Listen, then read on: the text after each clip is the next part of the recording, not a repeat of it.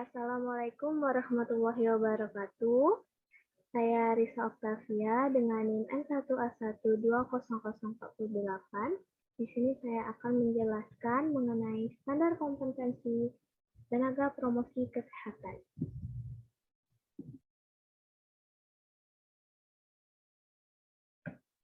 Apa saja sih standar kompetensi tenaga promosi kesehatan? Di video ini saya akan membahas yaitu ada 3 komponen atau 3 subbab yang akan saya bahas. Yang pertama ada area kompetensi, yang kedua ada komponen kompetensi, dan yang ketiga ada penjabaran dari kompetensi. Baiklah, yang pertama ada area kompetensi, di mana kompetensi dibangun dengan fondasi yang terdiri atas profesionalitas yang luhur. Yang kedua ada mawas diri dan pengembangan diri. Yang ketiga ada kepemimpinan dan komunikasi efektif. Yang keempat ada aplikasi ilmu promosi kesehatan. Yang kelima ada keterampilan teknis promosi kesehatan.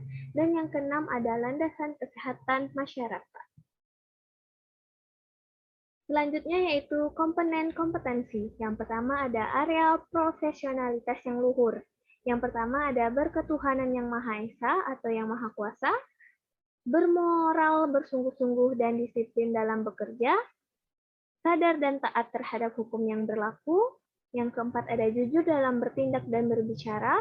Yang kelima ada menghargai budaya dan kebijakan lokal, dan yang terakhir ada bertindak sesuai dengan etika profesi tenaga promosi kesehatan dan ilmu perilaku. Yang kedua ada area mawas diri dan pengembangan diri. Yang pertama yaitu memiliki kemampuan untuk berkaca diri atau introspeksi atas akibat yang akan terjadi dalam tindakannya. Yang kedua yaitu bersikap hati-hati dalam bertindak atau berucap agar tidak menimbulkan akibat buruk bagi orang lain. Yang ketiga ada memiliki pandangan yang luas dan terbuka dan mawas diri terhadap perkembangan teknologi maupun pemikiran terkini.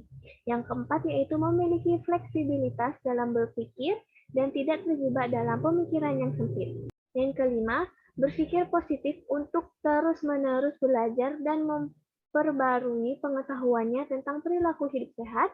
Dan yang terakhir yaitu mengembangkan pengetahuan dan teknologi promosi kesehatan. Yaitu selanjutnya ada komponen kompetensi yang ketiga yaitu area kepemimpinan dan komunikasi efektif. Yang pertama yaitu mempengaruhi anggota kelompok untuk mencapai tujuan bersama. Yang kedua mengkoordinasikan dan mendelegasikan kerja dan bertanggung jawab terhadap tim. Yang ketiga yaitu mempertahankan komitmen dan motivasi anggota kelompoknya. Yang keempat yaitu menjadi agen perubahan di masyarakat dalam mempromosikan kesehatan. Yang kelima yaitu berkomunikasi efektif secara interpersonal dengan individu dan keluarga. Yang keenam yaitu berkomunikasi efektif dengan mitra kerja. Yang ketujuh ada berkomunikasi efektif dengan masyarakat. Dan yang terakhir yaitu mengakses dan menilai informasi dan pengetahuan. Yang keempat yaitu ada area aplikasi ilmu promosi kesehatan. Yang pertama yaitu sejarah dan konsep promosi kesehatan. Selanjutnya determinan sosial dari perilaku sehat. Selanjutnya ada pendekatan dan strategi dalam promosi kesehatan. Selanjutnya ada metode promosi kesehatan. Dan yang terakhir yaitu ada promosi kesehatan dalam berbagai tatanan. Selanjutnya ada komponen kompetensi yang kelima yaitu area keterampilan teknis promosi kesehatan. Yang pertama yaitu menerapkan komunikasi, informasi, dan edukasi, dan strategi komunikasi perubahan perilaku.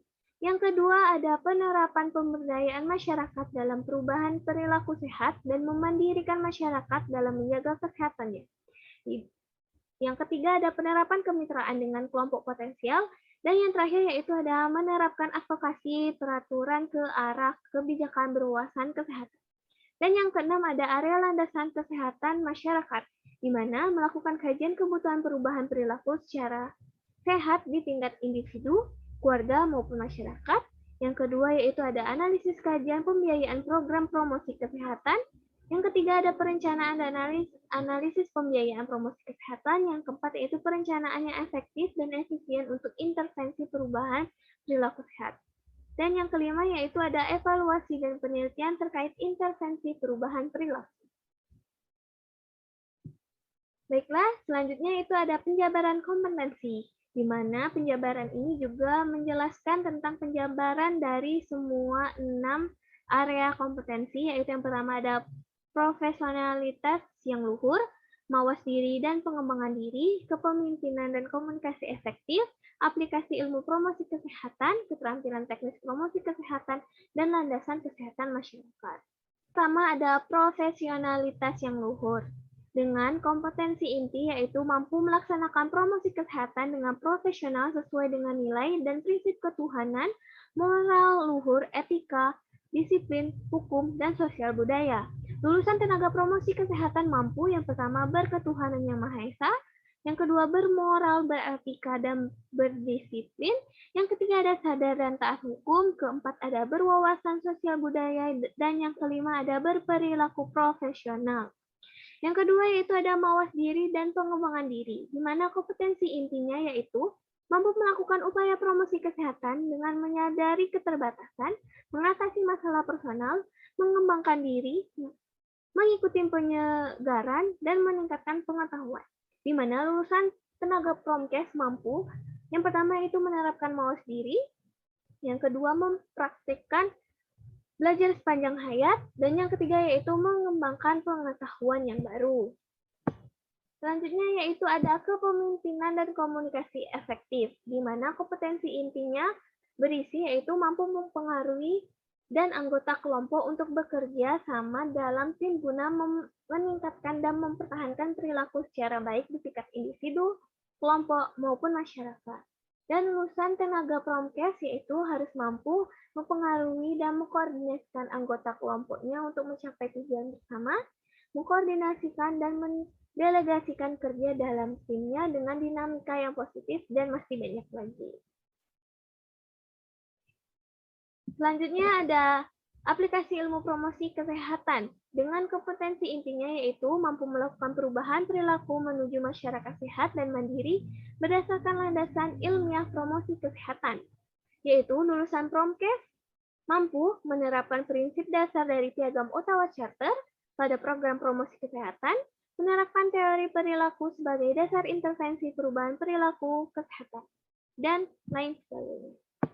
Selanjutnya yaitu ada keterampilan teknis promosi kesehatan, yaitu di mana kompetensi intinya yaitu mampu menerapkan teknik pengembangan media, advokasi, pemberdayaan masyarakat, dan kemitraan di dalam program promosi kesehatan, di mana lulusan tenaga promkes harus mampu memanfaatkan teknologi informasi komunikasi dan informasi kesehatan untuk meningkatkan upaya promosi kesehatan dan diseminasi informasi kesehatan. Terakhir yaitu ada landasan kesehatan masyarakat, di mana kompetensi inti mampu melakukan prosedur pemecahan dengan kemampuan siklus pemecahan masalah, pembiayaan, penelitian, dan kebijakan berwawasan kesehatan, di mana lulusan tenaga promkes harus mampu melakukan analisis situasi dan kajian kebutuhan sumber daya dan pembiayaan di bidang promosi kesehatan. Dan yang kedua yaitu melakukan analisis data dan menginterpretasikan masalah kesehatan masyarakat. Dan masih banyak lagi. Baiklah, hanya itu yang bisa saya sampaikan. Lebih dan kurang mohon dimaafkan. Wassalamualaikum warahmatullahi wabarakatuh.